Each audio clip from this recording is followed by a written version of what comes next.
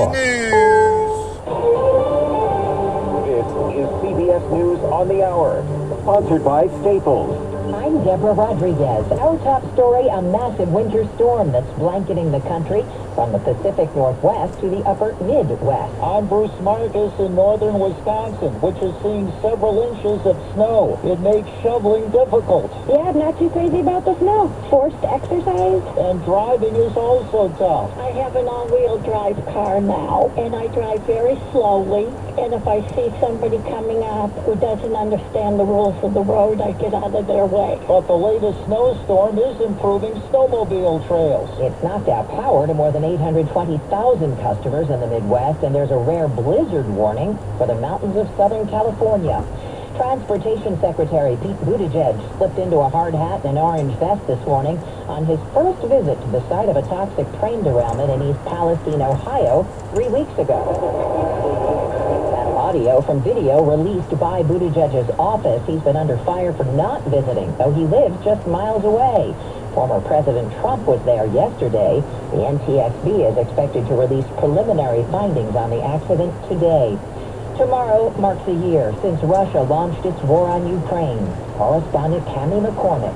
So where do things stand 1 year later? I don't think anybody has really a clear upper hand, but I think the Ukrainians have time on their side. Retired Lieutenant General and CBS News contributor H.R. McMaster on how further assistance from China may play a role. China is already supporting Russia's war-making machine. They're buying 60% more oil from Russia than they were before the renewed invasion of a year ago. So they're feeding Putin's ATM that he needs to keep the war going. The U.S. and NATO are now concerned that China could be preparing to supply Russia with weapons.